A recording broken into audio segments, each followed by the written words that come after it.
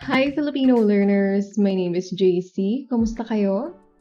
In today's video, we are going to learn how to use the verbs tumulong and tulungan. So today I decided to upload the first video in this series, our VERBSERYE, where I will be discussing common verbs and I will be showing you how to form sentences using them.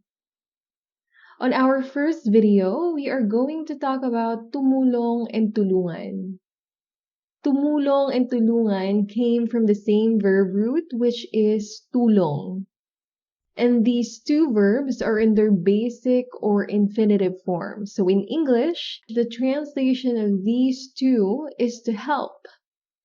And yes, they have the same meaning in English, but they are used differently in Tagalog.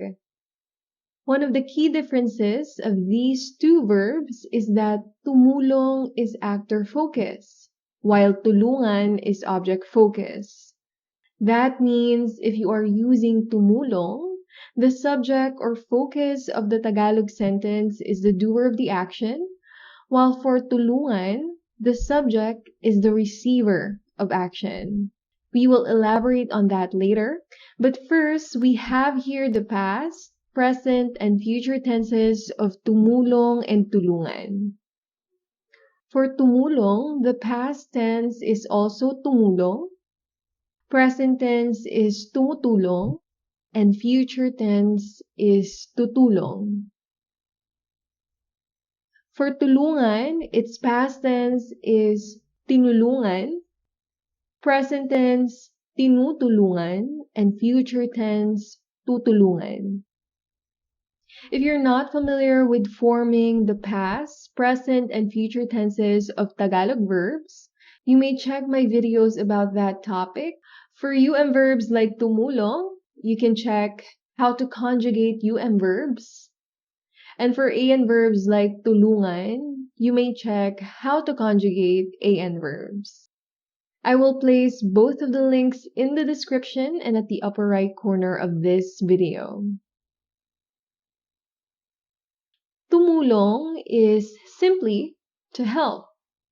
Like, tumulong sila. They helped.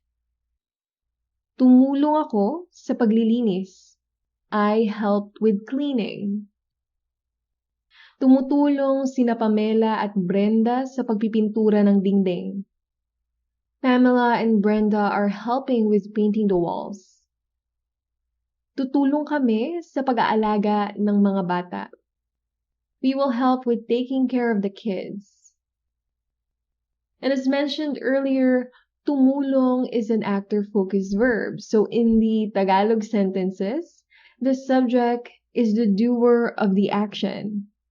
Notice that when the doers of action are pronouns, we are using subject pronouns.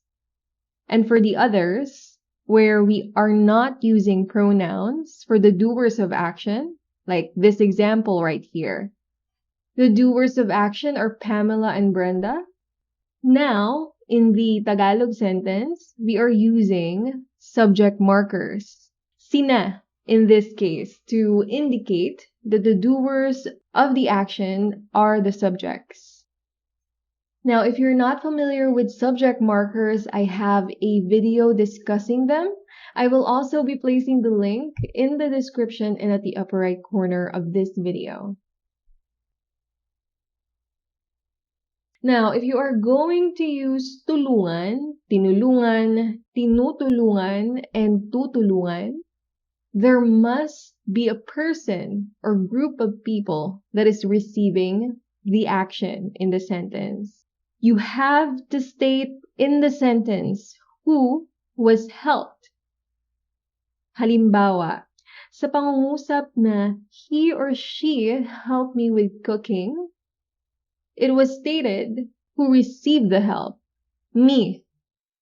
So there's a doer of action, or the person who helped someone, and then there's a person receiving the help in this sentence. So in Tagalog, we can use the verb tulungan. More specifically, since help is in the past tense, we'll use tinulungan. Tinulungan niya ako sa pagluluto. Also, notice that in this sentence, the subject is no longer the doer of action. Now, it is the receiver of action. Ako. Remember how in Tagalog, we have subject pronouns and non-subject pronouns? Ako is a subject pronoun, right? And then for he or she, or the doers of action, we now use niya, which is a non-subject pronoun. Isa pang halimbawa, tinulungan ko si Peter sa paggawa ng aparador. I helped Peter with making a cabinet. So once again, the receiver of action has to be the subject.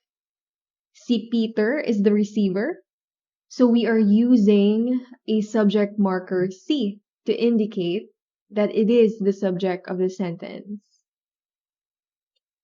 Isa pang halimbawa, tinutulungan ko ang mga bata sa kanilang proyekto. I am helping the kids with their project. Ang mga bata is the receiver of action. Therefore, in the Tagalog sentence, that is our subject. And we did that by, again, using a subject marker. This time, it's ang. Tinutulungan nila si Olivia sa pagpaplano ng surprise party. They are helping Olivia with planning a surprise party. Tutulungan ako ni Karen at Georgia sa pag-iimpake. Karen and Georgia will help me with packing. Now, you probably notice that the order in these two sentences are different. On the first one, the doer of action went first, while on the second one, it's the receiver of action who went first, correct? So what exactly happened here? Well, the rule of thumb is if between the doer and the receiver of action, there is one that is a pronoun and the other is not, it should be the pronoun which will go first. Whether it is the receiver of action or the doer of action, the pronoun will go first. Okay, so based on the examples I gave you, does this mean that if there will be a receiver of action in the sentence, we must always use tulungan? Well, no. You can actually use tumulong as well, but the sentence will be constructed differently. However, it is more common to use these tulungan verbs if there is a receiver of action. On the other hand, you cannot use these if there is no receiver of action specified in the sentence. Always, there has to be someone receiving the help stated in the Tagalog sentence for you to be able to use tulungan. Okay? Now, I know I said that it is more common to hear tulungan be used on sentences where the receiver of action was specified, but I will still show you how you can form these sentences using tumulong. Let's try it with this example. Tinulungan ko si Peter sa paggawa ng aparador.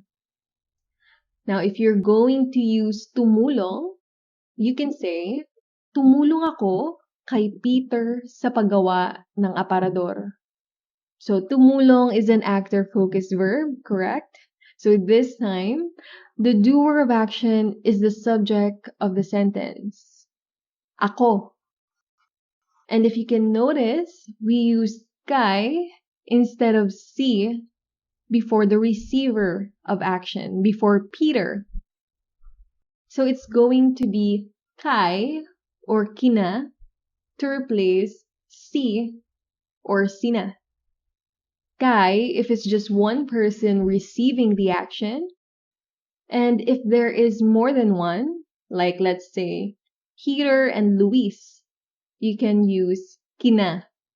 Tumulong ako kina Peter at Luis sa paggawa ng aparador.